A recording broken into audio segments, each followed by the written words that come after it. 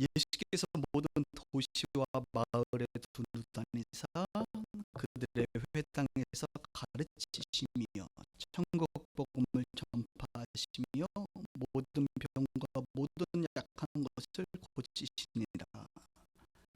우리를 보시고 불쌍히 여기시. 이는 그들이 목자 없는 양과 같이 고생하며 이에 제자들에게 이르시되 추수할 것은 많되 일꾼이 적으니 그러므로 추수하는 주인에게 청하여 추수할 일꾼들을 보내주소서 하라 하시니라. 아멘. 네, 오늘 추수감사주일입니다. 이제 말씀을 따로 안 하고 우리 그동안 배웠던 대로 쭉 이제 진도대로 오다 보니까 오늘 말씀에 또 제목과 또 오늘 추수감사절과 또 매우 연관되는 말씀이 있습니다. 우리는 예수님의 증인의 삶을 예수님은 전도하시고 가르치시고 고치시는 사역을 하셨다. 이것을 지난주에 이제 다 배웠지요. 그리고 오늘은 결론입니다. 결론. 예수님이 그렇게 하셨어요. 그리고 오늘 결론이 뭡니까? 한번 볼까요? 35절에 그러므로 모든 도시와 마을에 두루다니사 예수님 가르치셨고 천국 복음 전파하셨고 고치셨다. 근데 이 내용은 마태복음 4장 23절 우리가 예수님의 그 이야기를 보기 전에 시작했던 내용이에요. 전문가들은 이것을 샌드위치 구조라. 샌드위치 보면 빵 있고 그 안에 양념들이 많이 있잖아요. 그래서 4장 23절의 말씀하고 9장 35절의 말씀이 똑같습니다. 두 개가 있어요. 그리고 그 사이에 예수님의 전도와 가르침과 치유 사역이 내용이 담겨져 있습니다. 그리고 나서 우리 36절에 보니까 예수님이 무리를 보시고 어떻게 얘기해요? 불쌍히 여기시. 불쌍히. 우리 주님은 늘 불쌍히 여기시. 그래서 여러분 기도하실 때에 이렇게 기도하세요. 한번 따라해볼 거야. 주님, 나를 불쌍히 여겨주세요.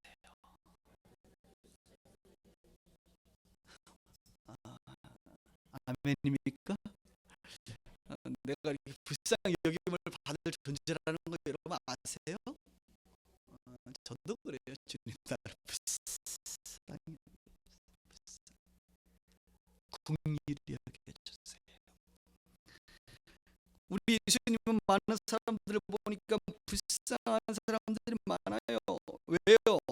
그 이유가 무엇입니까? 이는 그들이 목자 없는 양과 같이 고생하며 기진한다. 목자 없는 양이 어떤 양이에요? 고생이 뻔하지. 목자가 없는데 양이 자기 갈 길로 갈 것이고 제대로 물도 못 먹을 것이고, 그렇죠? 식김을 받겠습니까? 양들이 목자와 함께 다녀야, 그렇죠? 목자 인도를 받아야 되는데 목자 없는 양이라는 거예요. 그런 양들은 고생하고 기진 어떤 뭐 기력이 빠져나간단 말입니다. 어떤 기운이 빠져나가는 어떤 그런 삶을 살아가는 거예요. 예수님의 눈에는 그런 사람들이 너무 많이 보이는 것입니다.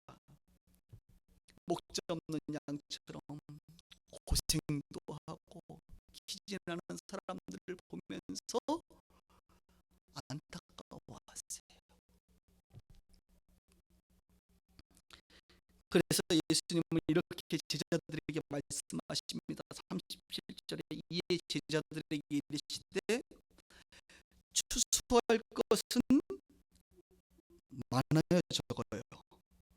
많대. 누가 적습니까? 일꾼이 적다. 추수할 것은 많대. 이런 양들을 돌보고 양들을 세우고 그들을 구원하려고 가르치고 치유하는 그런 목자들이 없다는 거예요. 일꾼이 적다는 것입니다. 그래서 제자들에게 예수님이 이렇게 말합니다. 그러므로 추수하는 주인 하나님이시죠. 하나님에게 청하여 기도하라는 것입니다. 추수할 일꾼들을 보내주소서 하라. 추수한 일꾼들을 보내주셔서, 제가 기도하는 것 중에 상당히 많은 부분이 그거예요. 주님, 일꾼을 보내주소서. 일꾼을 물론 우리가 전도해서 일꾼을 세워야 해도 천국 일꾼을 만들기도 하지만 준비된 일꾼도 보내주옵소서. 저는 그렇게 기도해요. 왜요? 성경이 그렇게 말하고 있거든요. 추수할 것은 많은데 일꾼이 없다는 거예요. 오늘 여러분들이 일꾼들이 되길 주름으로 축복합니다. 오늘 설교의 제목이 추수할 일꾼이 되게 하소서. 이것이 여러분의 기도가 되었으면 좋겠어요. 하나님, 이 마지막 때에 오늘 대표 기도하신 분들이 예수 믿고 이제 천국 가는데 그 사이에 우리가 하나님이 맡기신 그 일들을 감당해야 되는데, 하나님, 내가 그 일꾼 되게 해주세요. 이것이 예수님의 결론입니다. 어쩌면 이렇게 추수감사절하고 딱 맞는 이렇게 본문이 나왔는지 감사합니다. 다음 주에는 이제 10장으로 넘어가서 한 5주간 또 말씀을 볼 타입니다. 오늘은 이제 본문은 이 정도 하고 좀 연관돼서 최근에 깨달은 것들과 또 간증들도 같이 좀 하도록 하겠습니다. 가끔 이렇게 차를 타고 가면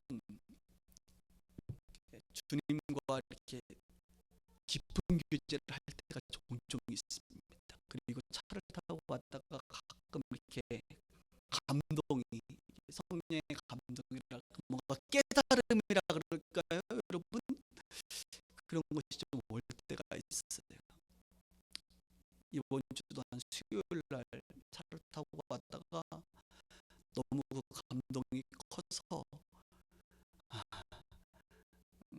이제 설교하러, 점심에 설교하러 갔는데 설교를 그 얘기를 그냥 하고 간증하고 왔는데, 오늘 우리 식구들하고도 좀 나누면 좋겠다 그런 생각이 들었습니다. 하나님께서는 부흥을 주십니다.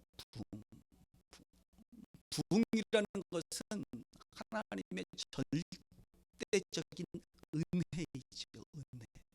그러니까 우리가 부흥을 달라고 기도할 수 있습니다. 간절히 사모할 수 있죠.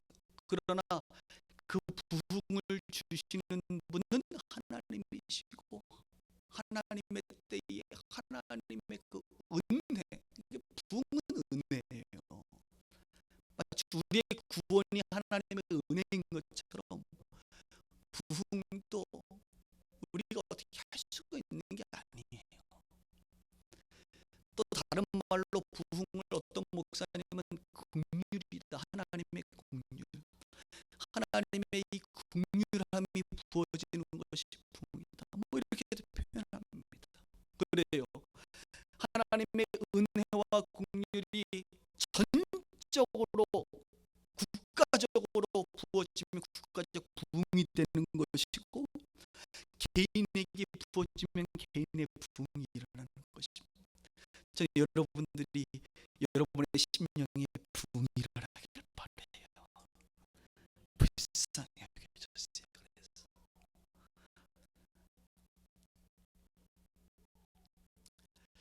여러분, 이 대한민국은 부흥을 경험했지요.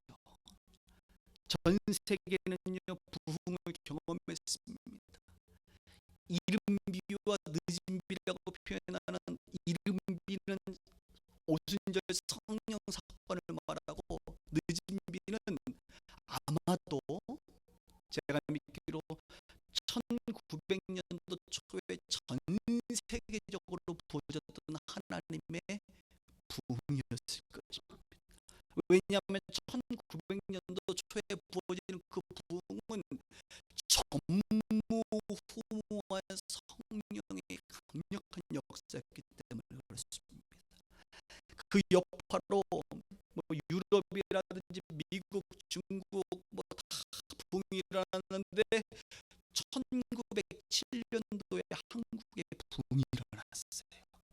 평양 장대연 교회, 하나님을 사모하고 긍휼을 바라고 하나님의 말씀을 연구하고 기도하는 중에, 말씀과 기도, 그 가난한 마음 가운데 있을 때 주님이 이 대한민국에 또 부흥을 주셨단 말입니다. 그리고 부흥이 일어나면 반드시 따라오는 게 있습니다. 그것은 성장입니다.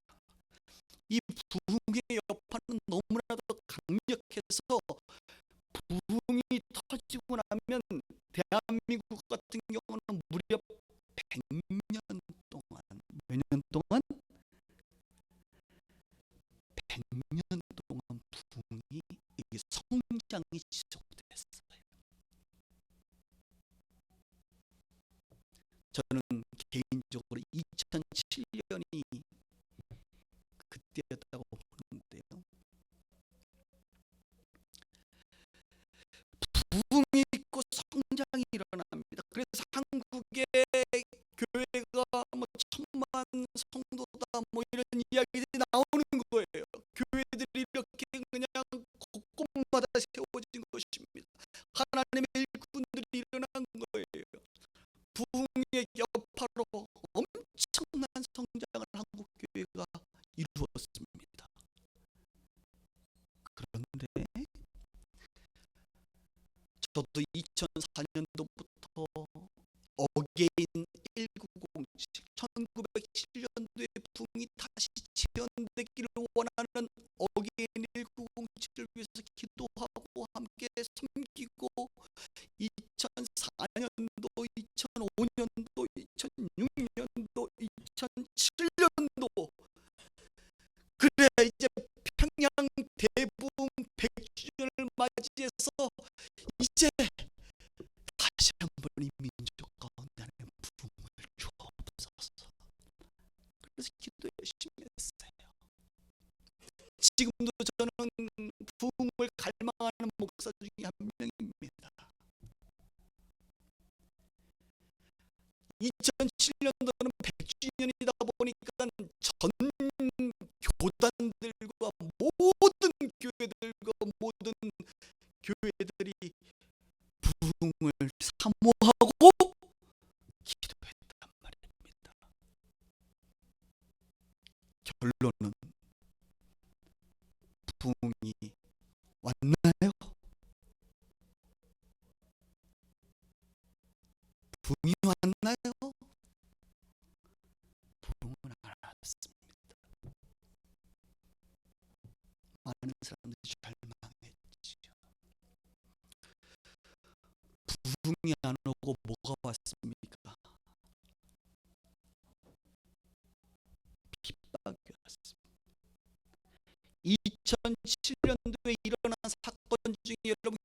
것입니까?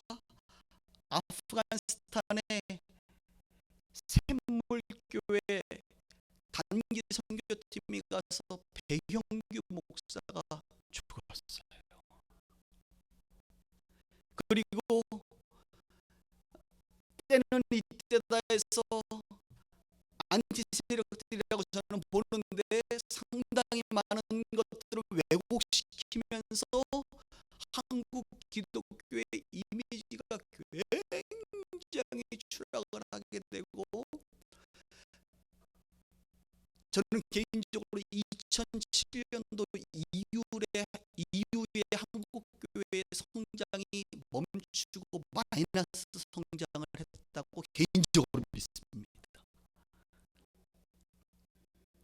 우리 빛과 소금에게는 그 가장 안 좋은 2007년에 교회가 세워졌어요. 할렐루야. 시기도 제대로 맞춰야 되는데 너무 맞췄죠. 주여.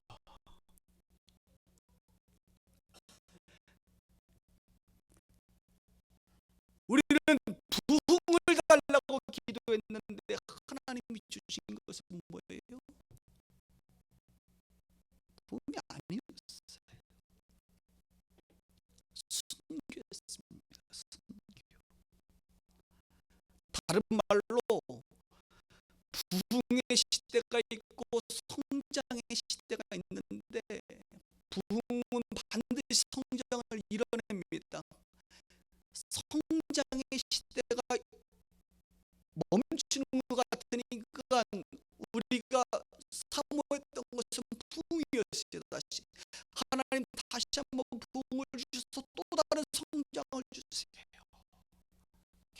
이것을 기도했죠. 하나님이 주신 것은 부흥의 시대, 성장의 시대가 아닌 사명의 시대로 접어들라는 것입니다. 저는 이것을 개인적으로 이렇게 믿습니다. 배은규 목사의 순교 사건은 부흥이 아니라 성장이 아니라 이제 한국 교회가 성장했으면 하나님의 주신 그 일을 감당해야 될 소명의 길을, 사명의 길을 가야 됩니다. 그것이 성숙이다. 성숙. 근데 우리는 끊임없이 성장을 바라는 거예요. 여러분, 멈추지 않고 성장하는 게 이게 비정상이죠. 사람들 기도 여러분 30살 때까지 계속 자라봐요. 비정상이에요. 여러분의 세포도 계속 자라면 그게 암덩어리입니다. 성장이 아닌 성숙을 이루어야 되는데, 그것은 사명의 길을 가는 것이야말로 하나님이 우리 가운데 주신 저는 메시지라고 믿습니다. 그래서 제가 생각하기에 앞으로 한국 교회는 전체적으로 계속적으로 어려운 과정을 겪을 수 있습니다. 물론 개인은 성장하고 부흥할 수 있어요. 교회는 성장하고 부흥할 수 있어요. 계속. 그러나 국가적으로는 대한민국은 아마도 계속적으로 성장이 이루어지기보다는 하나님이 원하시는 것은 사명의 길을 가라라고 하는 그 메시지이실 것입니다. 그런데 이것은 우리 민족에만 있는 게 아니라 원래 성경의 원리입니다. 성경에 보면 초대교회에 어떤 일이 있었습니까? 오순절 성령님이 임하셨어요. 그것은 부흥이라고 우리가 얘기하지요. 엄청난 부흥이지요. 120명이 모여 기도하고 주의 말씀을 사모할 때에 부흥이 터졌습니다. 그와 함께 일어난 게 무엇입니까? 성장이죠. 급성장. 초대교회는 안진뱅이가 일어나고 막 교회 초자연적인 역사들이 일어나고 떡을 떼고 아름다운 교회의 모습을 그려가면서 그렇게 아마 수만 명이 모이는 엄청난 교회로 공동체로 성장하기 시작했어요. 그런데 하나님이 그 다음 하신 게 무엇이죠? 부흥하고 성장했는데 그 다음에 하신 것은 바로 핍박입니다. 스데반이 순교하게 되었고 예수님의 제자인 야고보가 순교하게 되었고 모여있던 자들은 흩어지게 되었고 그 중에 빌립 집사는 사마리아 지역으로 가서 복음을 전했고 바로 그것이거든요. 흩어져 이제는 예루살렘이 아니라 사마리아와 땅 끝까지 복음을 증거하라는 사도행전 1장의 8절이 완성되는 거예요. 근데 우리의 생각은 뭐예요? 사마리아 땅 끝에 관심이 없는 것이지요. 늘 우리는 우리가 부흥하고 우리가 잘 되고 우리가 좀 뭐가 좀 나아지는 것, 전 세계에서 돌아가는 거는 관심이 없어요. 목사들도 우리 교회가 부흥해야지.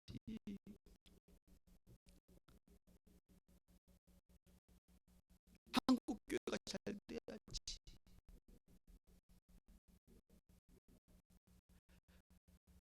하나님은 이제 한국 교회를 통해서 이 사명의 길, 열방 가운데 하나님은 열방의 하나님이기 때문에요.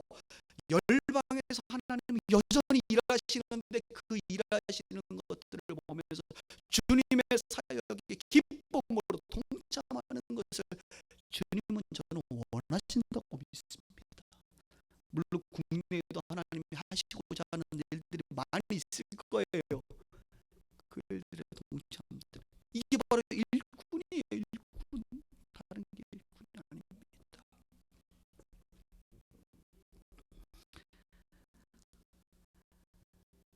IT라고 하는 나라를 아시죠? 부두교라고 하는 원시 종교가 장악하고 있던 그 나라가 원래 기독교가 10% 정도밖에 안 됐습니다. 그런데 몇 년 전에 하나님이 하셨는지 누가 하는지 난 모르겠어요. 어쨌든 지진이 나가지고 난리가 났지 않습니까? 그때 많은 기독교 단체들도 애를 썼고 교단들도 많은 일들을 했다고 봅니다. 물론 뭐 잘했네 못했는데 하여튼 그래도 한 건 좋은 거예요. 크게 보면 잘한 겁니다. 결과가 어떻게 된지 아십니까? 최근에 언론의 발표에 의하면 IT 새로운 대통령이 아마 크리스찬이 될 것 같고요. 현재 복음화율이 46%로 증가했답니다. 이게 뭐예요? 이게 부흥입니다. 우리 대한민국은 지금 부흥이 없고 성장이 없지만 하나님은 열방 가운데 여전히 부흥을 일으키시고, 제가 중국을 왔다 갔다 하잖아요. 중국에도 보면 지금은 중국은 부흥의 시대는 지났어요. 성장의 시대는 또 얼마나 급성장하는지 몰라요. 특별히 한족들, 조선족이 아닌 한족들은 엄청난 부흥을 경험합니다. 택시 타고 가다가 목사님 한 분이 막 복음을 전하면 택시 기사가 듣다가 멈추고 울면서 예수를 영접하는 시대가 지금 중국에 도래하고 이미 그렇게 시작되고 있어요. 우리는 부흥과 성장이 멈췄지만 하나님 우리를 통하여 여전히 어느 지역에는 부흥을 일으키기를 원하고 그런 도구가 되기를 원하고 그런 일꾼이 되기를 원하는 것입니다. 중국도 그런 일들을 하기를 원하시는 거예요. 시리아 난민촌에 우리 정바울 선교사님이 지금 늘 하는 말이 뭔지 아십니까? 목사님 혹시 1년이라도 단기 선교 보낼 수 있는 사람이 좀 보내주세요. 제가 기여하면서 난민촌에 얼마나 많은 사람들이 지금 예수님을 믿는지 몰라요. 얼마나 일꾼들이 필요한지 몰라요. 그곳이 지금 붐이 일어나고 있는 거예요. 모슬렘권에. 저는 개인적으로 선교사들이 이제는 이 모바일 시스템 순회 선교사가 돼야 된다고 저는 개인적으로 생각해요. 여기에 주님이 일하시면 절로 가서 몇 년 있고 이제 여기부터 멈추면 저쪽 가서 주님이 일하시면 또 절로도 가고 말이죠. 꼭 한 곳에 우리가 있을 필요는 없다고 저는 개인적으로 생각합니다. 일꾼이 없다는 거예요. 일꾼이. 그래서 자기 아들 둘에 딸 하나가 있는데 아들 딸들이 일주일에 한두 번씩 가서 그 청소년들이 가서 함께 그 일을 감당하면서 일하고 있다는 것입니다. 하나님은 이렇게 열방 가운데 일하고 있어요. 아프리카도 엄청난 성장을 지금 이루고 있지요.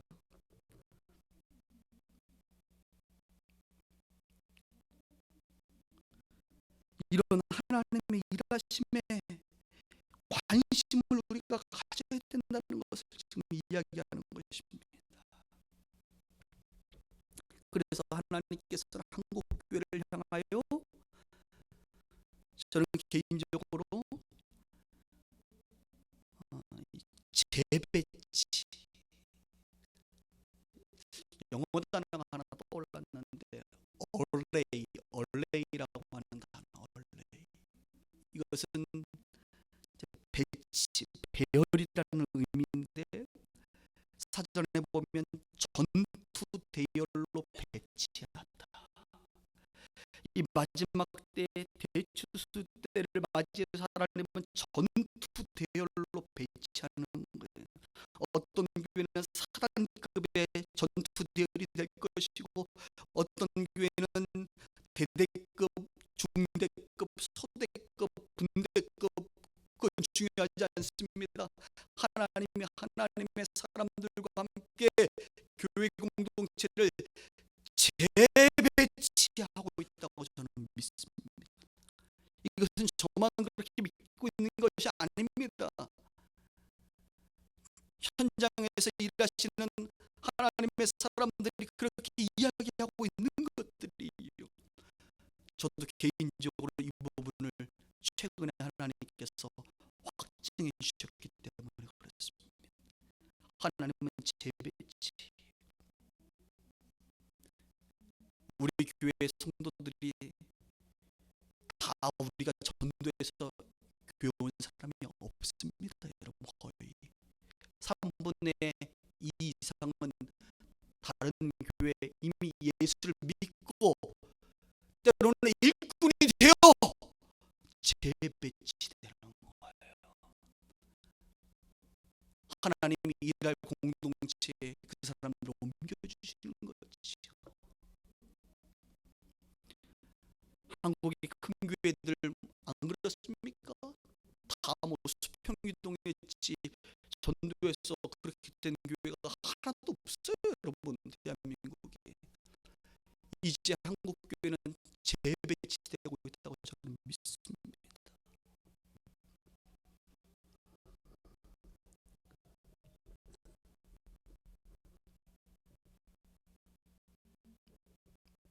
배추수 저는 있다고 믿습니다. 요한계시록 14장 15절에 보면 있는 나팔 재앙이 있고 나서 천사가 하나님께 이렇게 얘기하죠. 당신의 낯을 휘둘러 거두소서. 이제는 거둬야 될 때라는 거예요.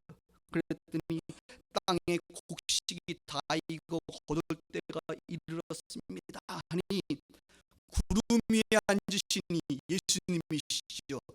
낯을 땅에 휘두름에 땅의 곡식이 거두어지더라. 여러분, 곡식이 이제 거둘 때가 되면 거두는 것입니다. 때가 차면 거두는 것이에요. 이제 구원받을 자가 다 차면 거두는 것이에요. 그 마지막 때의 주님의 모습을 이야기하는 것입니다. 이 낯을 들어 거둘 때가 얼마나 남았는지는 우리는 아무도 알지 못해요. 그런데 확실한 것은 마태복음 24장에 일어나는 마지막 때의 이야기들을 들어보면 지금이 마지막 때인 것 같습니다. 어쩌면 우리 세대에 그 주님을 만날 수도 있지 않을까 싶습니다.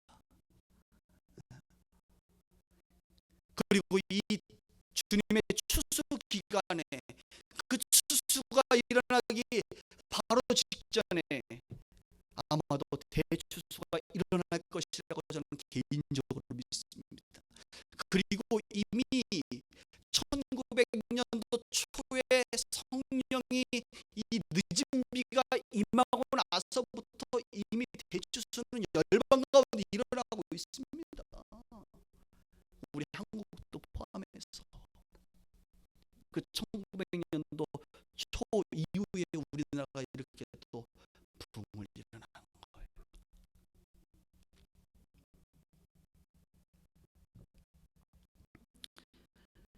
이렇게 하나님께서는 교회 사람들을 재배치하실 것이고 그렇게 하나님의 일들을 감당하실 것입니다. 또 하나는 여전히 구원받는 사람들이 있을 것입니다. 너무 소망을 가지세요. 너무 구원 전도하기가 너무 어렵죠. 너무 어려워요. 세례받는 사람들이 해가 지날수록 적어지고 있습니다. 그런데 여러분들이 진정한 일꾼으로 거듭만난다면 여전히 여러분들을 통하여 하나님은 구원 사역을 펼치십니다. 믿으십니까? 우리 분당교회 이야기를 해드릴게요. 분당에 한 분이 최근에 예수님을 영접했어요. 예배에 와서 교회 공동체 앞에서 이미 복음은 그 전에 들었고 예수님 공동체 앞에서 예배가 다 끝나고 소그룹 모임을 하기 전에 함께 예수님을 영접하는 시간을 가졌습니다. 아주 특별한 경험이지. 그리고 이번 주부터 저하고 1단계 교육을 하고 12월 25일 날 세례를 받습니다. 근데 이제 이런 분들을 만나면 제가 궁금하잖아요. 도대체 어떻게 예수를 이렇게 여기까지 오게 됐는지 그 스토리를 잠깐 얘기해 드릴게요. 직장 생활을 하는데 자기 친구, 이분은 불심이 강심이세요. 이 자매님은 집안에 불심이 강심이세요. 근데 주변에 예수 믿는 사람들이 있었을까요, 없었을까요? 많았지요. 근데 이 사람의 생각에는 그냥 종교 생활이죠. 뭐 불교나 뭐, 뭐, 뭐 기독교나 뭐 천주교나 다 종교 생활이, 자기 주변의 친구들은 그냥 종교 생활하는 사람으로 인식했어요. 그런데 회사에서 어느 한 분을 만납니다. 우리 분당교회 집사님이시죠. 그분을 만나 보니까 이분은 달라 보니까 달라. 근데 단순한 종교 생활이 아닌 것 같아. 하나님과 어떤 관계를 맺고 있고 늘 하나님 이야기를 하고, 다른 사람들은 맨날 힘들어서 울상인데 이 사람은 뭔가 극복해 나가는, 기도하면서 극복해 나가는 모습을 보이고 관심을 갖게 되지. 그래서 이 사람을 통해서 복음을 듣게 됩니다. 그리고 예배, 회사 예배 따라 나왔어요.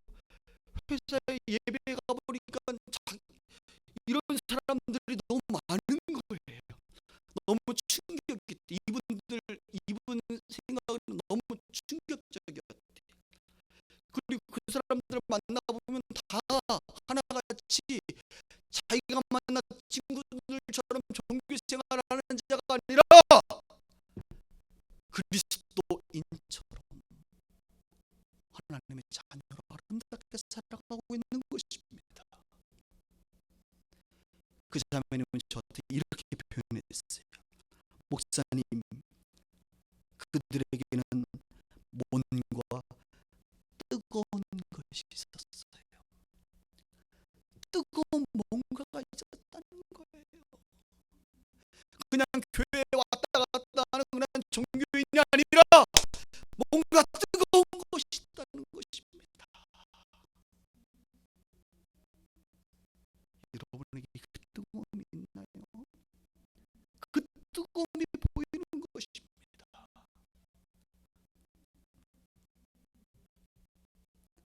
그리고 결국은 저를 만나게 되고 복음을 듣게 되고 교회에 오게 되고, 교회 와서 예배를 드리고 나서 처음 교회에 왔지요. 분당교회는 참고로 부흥하기가 굉장히 어려워요. 왜냐하면 여러분, 이런 교회가 건물이 있는 것도 아니고 남의 교회 빌려서 오후 4시 예배를 드리는데 이상하잖아. 일단 오후 4시에 주일 예배를 드리고 11시가 아니고, 그리고 자기네 교회도 아닌 다른 교회를 빌려서 예배를 드리고, 하여튼 이 시크릿 모임이 완전히 은밀하게 모여있어. 은밀하게 흩어지고 말이지. 흘러 들어오는 경우가 없어요. 철저하게 관계를 맺거나 아니면 완전히 예수를 안 믿는 사람이 복음을 들었을 때만 올 수 있는 구조거든요. 여러분, 전혀 예수를 모르는 사람들은요 4시여도 그냥 그런가 보다 하고 옵니다. 왜? 처음 교회를 가니까 이런 교회도 있나 보다 그냥 그러고 다니는 거예요. 그리고 속으로 모임을 하고 나서 너무 놀라운 거예요. 속으로 모임하면 은혜를 나누는 거, 삶을 나누잖아요. 우리 속으로 말해서도 그런 것들을 경험하시잖아요, 여러분들이.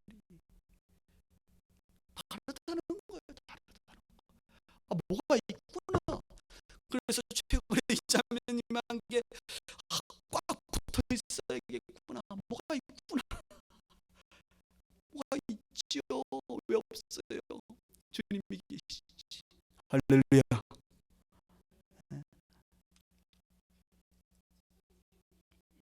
일꾼입니다. 일꾼. 그런 일꾼들을 통해서 하나님은 여전히 구원의 은혜를 베푸세요. 노원교회도 보면 이제 교회 최고에 오셔서 신앙생활 하시는 분들에게 한 번씩 물어봅니다. 어떻게 교회에 오셔서 어떠십니까? 하면 항상 하는 말이 이런 말이에요. 다른 교회하고 좀 달라요. 다르대. 안 좋게 다릅니까? 좋게 다르대. 그렇죠? 좋게 다르대. 이 자리에도 그렇게 얘기하시는 분들이 있죠. 다르대. 대표 기도 하시는 분들의 그 기도가 다르다는 거예요. 예배 분위기가 다르다는 거예요. 그리고 성도들을 알아가면 알아갈수록 그 삶들이 뭔가 다르다는 거예요.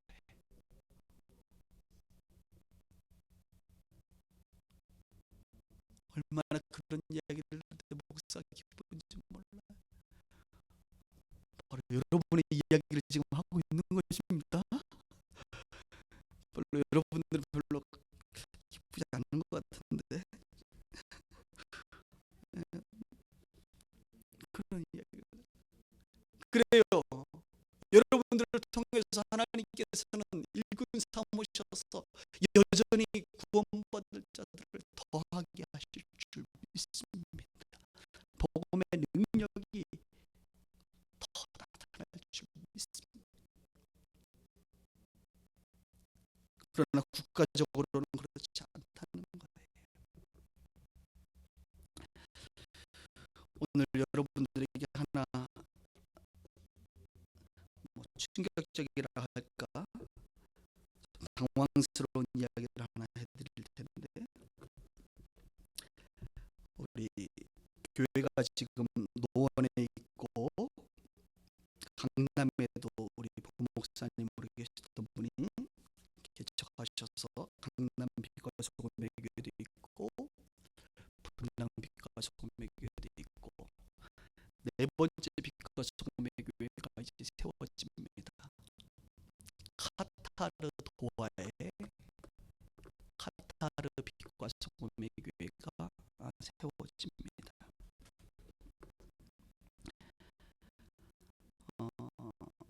참 재밌는 것은 작년 이 추수감사 주일날 어떤 이야기를 했냐면 공동체의 성숙한 결정이라는 제목으로 분당 빛과 소금의 교회가 세워지는 설교를 했어요.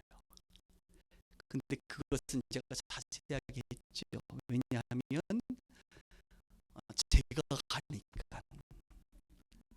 그러니까 여러분들에게 상당한 또 동의도 필요하고 운영위원들에게도 얘기가 필요했습니다. 근데 카타르 빛과 소금의 교회가 이제 세워지는 것은 이제 우리 빛과 소금의 교회가 이영환 목사님도 계시기 때문에 그것에 대한 결정은 노원교회가 하는 게 아니라 저하고 이영환 목사님이, 그래서 연합회, 빛과 소금의 교회 이제 연합회가 생기는 거죠. 자연스럽게 2개 이상이 되기 때문에 거기서 결정이 돼서 진행이 되고요. 이제 오늘 운영위원회를 하겠지만 운영위원회에서 결정할 것은 파송식을 분당은 당연히 하고요. 강남에서도 함께 할 것이고 노원에서 할 거냐 말 거냐는 이제 노원에서도 결정을 해야 되는 거고, 그다음 어떻게 함께 협력할 것이냐는 역시 노원에서 일어나는 일은 노원 식구들이 결정할 거예요. 분당에서 일어나는 일은 분당에서 결정할 거고, 강남에서 일어나는 일은 강남에서 결정할 거고, 그리고 카타르 빛과 소금의 교회가 세워지는 것에 대한 결정은 그 교회들이 연합해서 이미 제가 여러분 빛과 소금의 교회 대표로 돼 있는 거 법적으로 알고 계시죠? 대표자와 강남교회 대표자가 만나서 결정을 했습니다. 이제 그 좀 자세한 이야기는 또 다음 주에 또 할 겁니다. 어떻게 그러면 이런 일이 또 이렇게 됐느냐? 참 저도 모르겠어요. 하다 보니까 됐어요. 아프리카를 이제 내년에 가면 네 번째 갑니다. 레바논도 갑니다. 갔다 왔지 올해.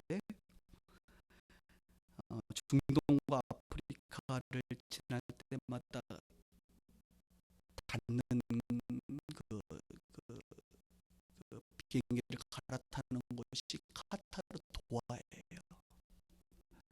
카타르 도하. 그리고 보통 두바이입니다. 그 두바이하고 사실 이 도하는 전 세계적으로 아주 중요한 어떤 그 트랜스퍼하는 어떤 곳인데, 그래서 카타르 항공이 굉장히 커요. 그다음 아랍에미리트 항공이 두바이 항공이 굉장히 크고요.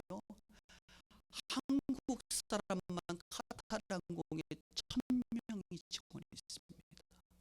굉장히 큰 항공사죠. 왔다 갔다 하면서 저는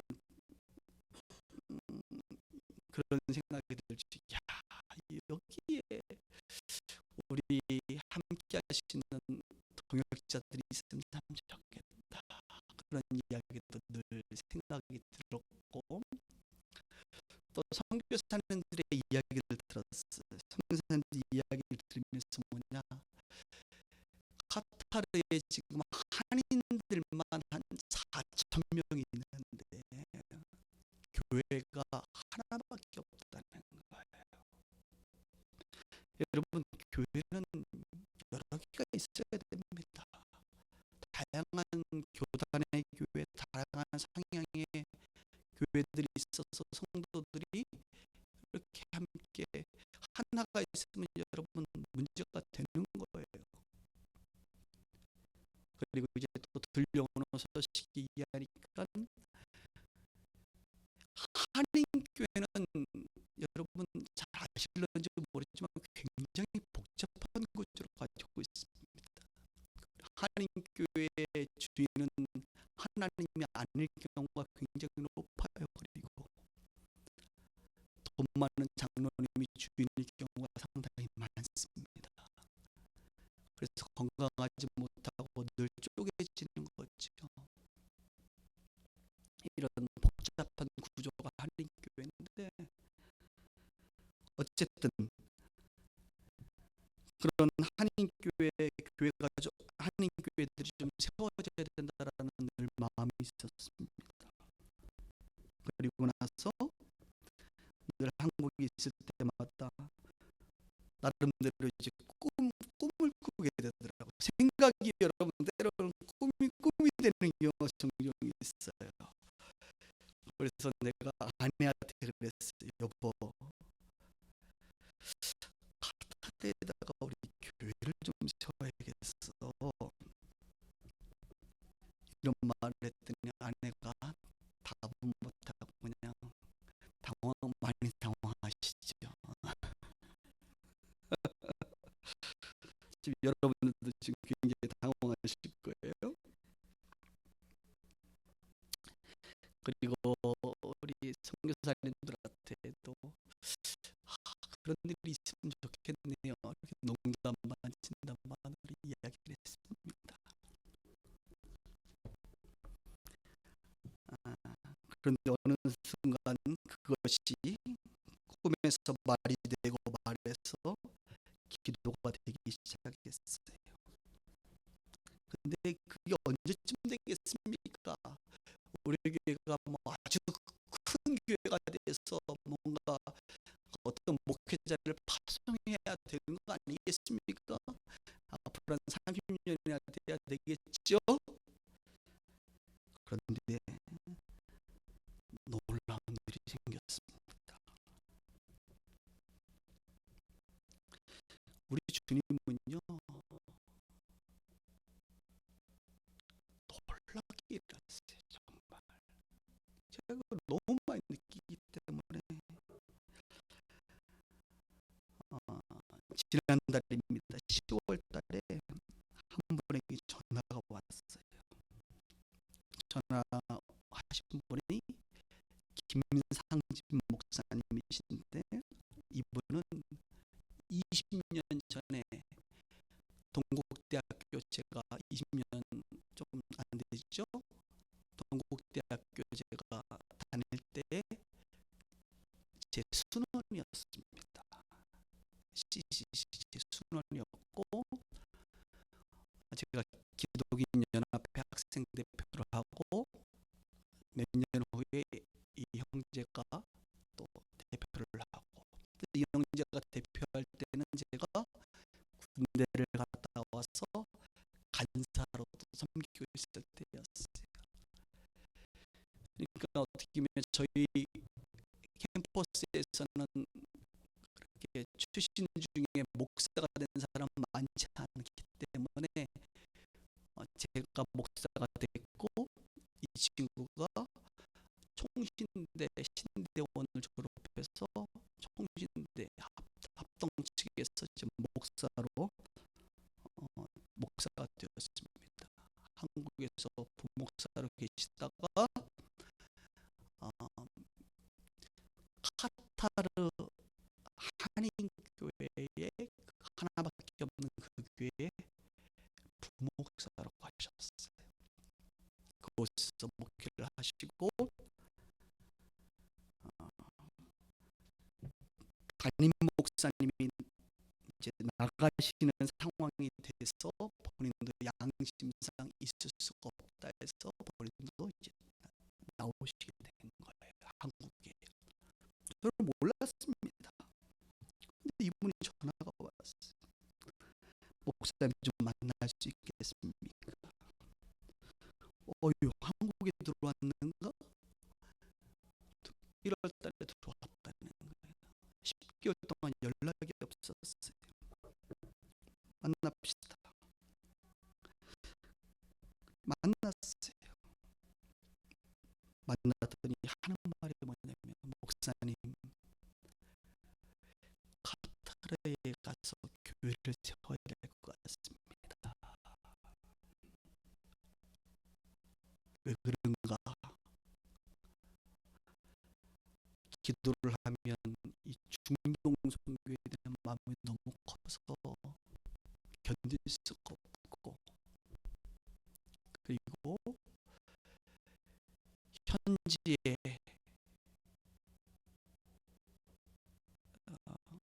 가족들, 성도들이 교회를 못 찾고 지금 오늘 성경에 말하는 목자 없는 양처럼 유리방황하는 자들이죠. 교회가, 그 교회는 들어가기 싫고 있는 사람들이 한 5가정 정도가 계속 저를 오라고 이야기하는데, 거부하다가 이제는 가야 될 것 같습니다 라고 결정을 졌더라고요. 이분이 결정을 짓고 저를 만나서 얘기하는 거예요. 근데 문제는 뭐예요?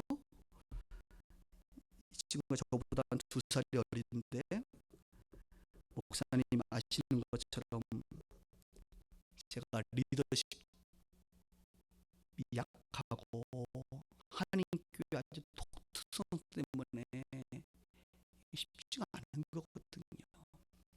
그런 것들을 이제 이야기하다가 쉽게 얘기하면 그거예요.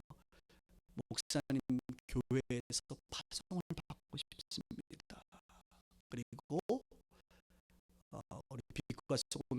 교회로 함께 연합해서 함께 교회를, 물론 뭐 모든 것이 다 지교회는 아닙니다. 우리는 지교회는 우리는 안 하니까 잘 알아서 하지만 그것들 좀 케어해 달라는 거죠. 그런 거 맡으면 여러분 나중에 피곤해질 수 있습니다. 그렇죠? 저는 폐쇄적 공동체, 폐쇄적인 사람이 아니에요. 오픈된 공동체, 연합하는 공동체. 위험 요소는 늘 있다 그랬죠. 제가 나를 생각하면 안 하는 게 좋아요. 위험하면. 근데 그 하나님이 저는 지키실 거라고 믿고요. 그 교회가, 그래서 내가 이렇게 한 달 동안 기도합시다. 그리고 그쪽에 있는 식구들한테도 이 얘기 분명히 하시고 이러이러한 절차에 의해서 이렇게 하는 것인데 동의가 되면 그때 얘기합시다 하고 보냈습니다. 그리고 한 달이 지났어요. 그리고 지난주 목요일 날 오셔서 이야기를 하더라고요. 목사님이 현지에 있는 성도들과 함께 이야기가 다 됐고 빛과 소금의 교회로 하기로 했습니다. 그래서 제가 이 이야기를 듣고 누구와 상의를 해야 되냐면 질서상 이영환 목사님과 상의를 해야 되는 거예요. 이영환 목사님께 전화를 드려서 이런 사정을 이야기하고 하타리에 한인교회를 세우는데 빛과 소금의 교회로 한다고 합니다. 목사님이 교회 대표고 제가 대표인데 일단 우리가 연합해서 파송하는 것을 개교회가 하는 게 아니니까 결정을 어떻게 하겠냐 했더니 목사님 너무 기뻐하시고 함께 했어요. 그리고 분당교회도 그렇게 할 것이고 광남교회도 할 것이고 이제 노원교회는 이제 우리가 만나서 또 오늘 운영위원들을 통해서 그 일들을 진행해 나갈 것입니다. 예. 작년에 이어서 올해 추수감사 주일에도 참 이야기하기 어려운 부분인데 이런 일들을 하나님이 하셔요. 그 모든 시작은 어디서 됩니까? 분당교회도 마찬가지예요. 제가 전도했던 친구들이나 또 돌봐야 될 가정들이 있었기 때문에 목자 없는 양같이 유리방황하는 자들로부터 시작된 일들이고요. 지금 이 목사님도 마찬가지입니다. 여러분, 한국을 버리고 나가는 게 쉬운 일이 아니에요. 엄청난 모험이고 위기지요. 그러나 주의 음성에 순종하는 마음으로 목자 없는 양들을 섬기기 위해서 하나님께서 그 일꾼들을 보내시리라고 저는 믿습니다. 이런 일들이 있어서 이제는 카타르에도 교회가 세워질 것 같아요. 그럼 이런 일들을 처음부터 계획했냐? 저는 한 번도 계획해 본 적이 없어요. 처음 교회를 하신 분들도 이런 얘기를 들어본 적이 없고 저는 그냥 하나님께서 세우신 교회 하나 열심히 하는 게 저의 계획이었습니다. 그런데 제 생각과 주님 생각은 너무 달라요.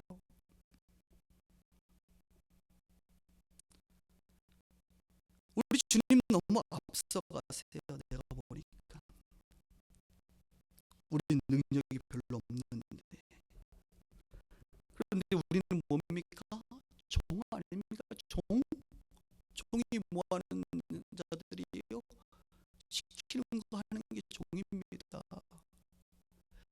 올해 우리가 추수감사제를 맞이하면서 올해 우리가 했던 일들이 무엇인가? 저는 기본적으로 설교하고 목양하는 것 두 개 교회를 하는 것만으로도 여러분 감당이 안 되는 사람이에요. 이미 너무 많은 일을 하고 있는 사람이거든요. 근데 하나님은요, 너무 이상한 일들을 자꾸 시켜요. 3월 달에 올 3월 달에 분당 교회를 세웠죠. 그래서 5월 달에 우리 학사가 세계에 돌아가는데 이제 만기가 되고 뭐 여러 가지 복잡한 상황이 되면서 학사관을 리모델링하고 선교관을 리모델링했습니다. 6월 달에 데이비정 선교사님이 와가지고 뭐라 그랬지? 목사님, 탈북 2세를 위한 그룹홈 좀. 제가 계획한 게 하나도 없어요. 다 상대방이 얘기하는 거예요. 기도하고 나서 마음에 감동이 있고 해야 되나 보다 해서 지금 하고 있습니다. 그리고 첫 번째 일기사역이 민지와 민준이가 어제 이제 아버지가 많이 아팠는데 이제 치유가 돼서 돌아갔죠. 너무 좋은 일이 있었죠. 데이비드 선생님 아십니까? 어제 그런 일이 있고 어제 저녁에 저를 처음으로 탈북자 사역에 연결했던 전도사님이 전화가 왔어요. 혹시 청소년 그룹폰 목사님 하시는 거 없냐고. 이게 뭐 갑자기. 야, 우리 주님 바빠요 보니까. 그래서 내가 지금 기도해 보려고 그래. 이 어떻게 돌아가는 건가 지금. 희한합니다 여러분. 8월 달에 헬스도 어린이집 오픈했는데 우리 계획이 있었나요? 전혀 없었어요. 해야 되니까 한 겁니다. 10월 달에 전영석 장로님 만나가지고 열방성교회가 본격적으로 출범했어요. 그분은 안 만났으면 안 했어요. 제가 그냥 힘들게 왜 합니까? 윤용환 목사님이란 분이 얼마 전에 만나가지고 우리 열방성교회 쪼연하면서 12 300 프로젝트가 진행됐어요. 다 일이에요. 저 같으면 사실. 중국에서 지난달에 오라 그래서 갔더니 함께할 일들이 또 생기고요. 그래서 아시아, 중동, 아프리카의 베이스 캠프들이 형성되고 카타르도어에 하나님께서 뭔가 중요한 역할을 하리라 보입니다. 지금 유치부실 공사하는 거 아시죠 여러분? 지난주 광고했는데 이것도 얼마나 재밌는지 몰라요. 우리는 공간 때문에 늘 스트레스 받고 있지 않습니까? 아이들 특히 부모님들은 이걸 교회를 옮겨야 되나, 그래서 옥상에다가 이거 증축을 해야 되나 뭐 별 생각을 다 했어요. 근데 재밌는 일이 벌어졌습니다.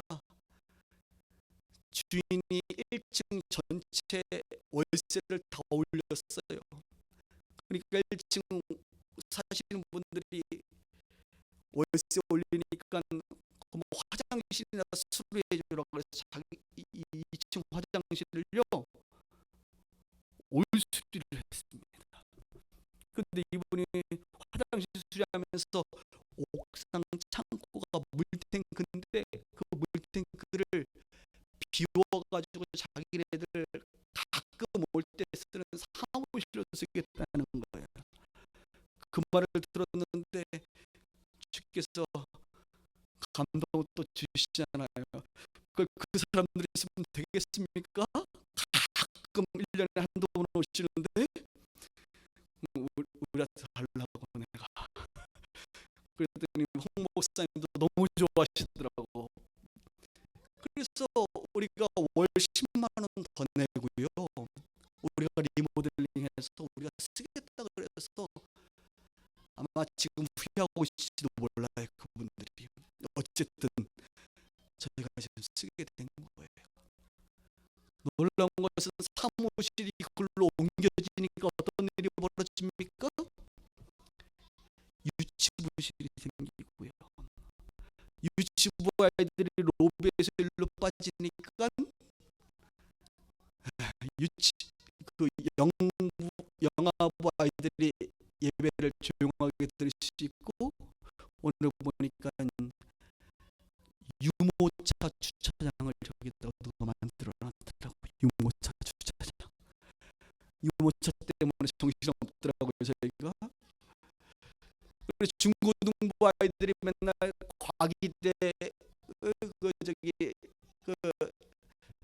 우리 봉규 선생님 방에 그 사무실 가서 모임을 맨날 했는데 이제는 사무실에서 할 수 있는 상황이 됐어요. 하나 풀리니까 연결해서 다 풀리더라고 보니까. 당분간 여러분 우리 교회 특별한 부흥은 없을 것 같으니까 한 2년은 버티실 것 같아요.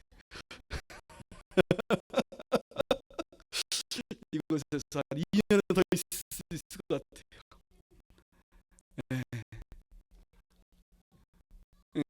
지난주에는 좀 많았지만 오늘은 좀 빠진 거 보니까 이게 들락날락. 여러분 한 번씩 빠져주세요. 그래야 이게 교회를 오래 있을 수 있습니다. 농담과 진담을 구분하셔야 됩니다.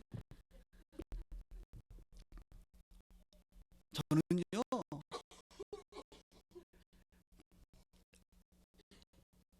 지금 하고 있는 일도 많아서 저는 별로 일을 안 하려고 그래요. 근데 문제는 뭡니까? 주님이 자꾸 사람을 보내.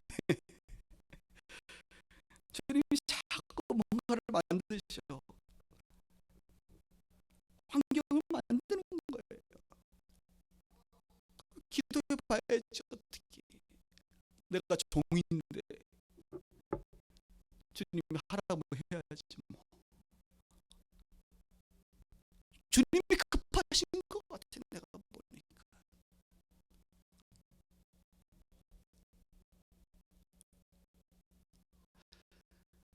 그래서 카타르 교회 세우면서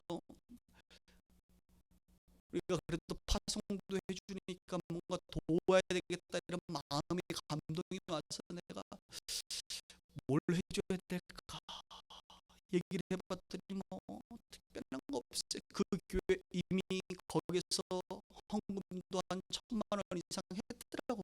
성도들이 오시는 목사님의 비행기 값이나 여러 가지를 지금 준비하고 있는 것 같아요. 물론 부족하지. 기도해 볼 것입니다. 일주일 동안 기도해 보고 주님께서 또 감동 주시고 또 회의하면서 뭔가 우리가 감당해야 될 부분이 있다면 같은 형제 교회로서 우리가 재산권을 전혀 행사하지 않아요. 여러분 기쁨으로 드릴 수 있기를 바랍니다. 말씀을 정리할게요. 오늘 추수감사절 우리가 말씀을 전하면서 우리가 일꾼이 되어야 된다는 것입니다. 결론은 이 교회가 하나님의 일을 감당하는 교회가 되어야지. 그렇지 않으면 있을 이유가 없다는 것이죠. 저는 최근 마태복음 16장의 말씀을 자꾸 주님이 생각나게 하세요. 거기 보면 베드로가 신앙 고백하지 않습니까?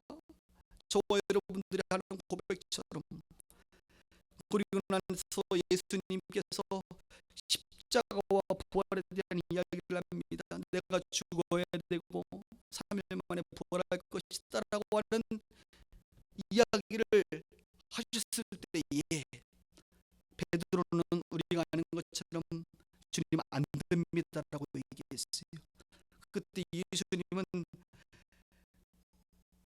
베드로의 생각을 잡고 있는 어둠의 영을 향하여 사탄아 내 뒤로 물러가라 이렇게 말했습니다.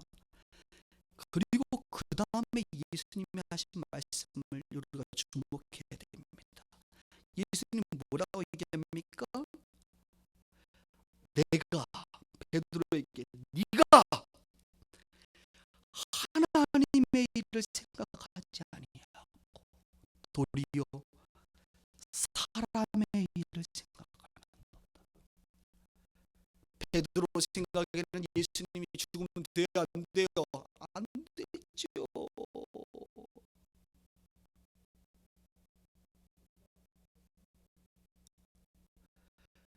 우리의 문제는 하나님의 일을 생각하지 않고 늘 사람의 일을 생각한다는 거예요.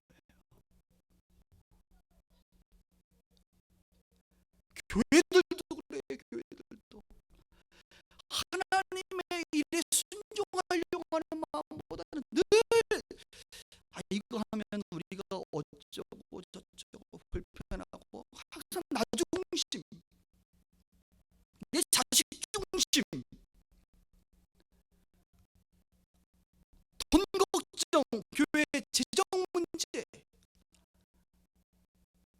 늘 기도하셔야 돼. 그래서 분별하셔야 돼. 확신이 안 들면 얘기하지 말아야 되고, 여러분의 인생을 평생 살아가면서 하나님의 일과 사람의 일에 대해서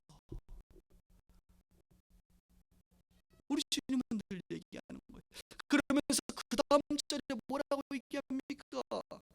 누구든지 나를 따라오려거든 사람의 일인 자기를 부인하고 자기 십자가를 지고 나를 따라라.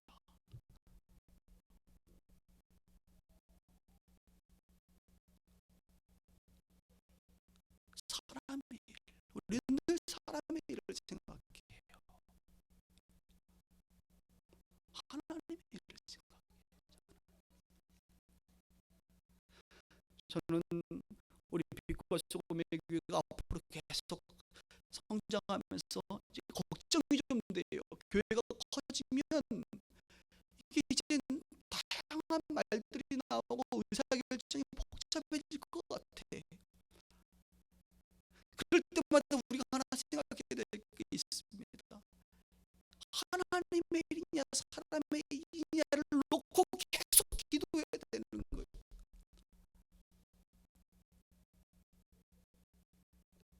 그리고 그런 성령의 사람들에 의해서 결정되고 운행되어야 될 줄 믿습니다.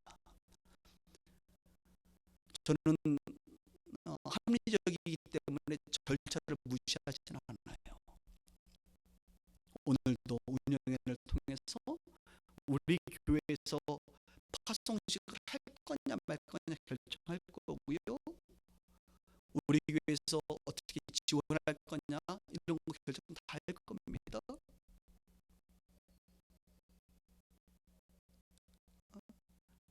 절차는 굉장히 중요하기 때문에 그렇지요.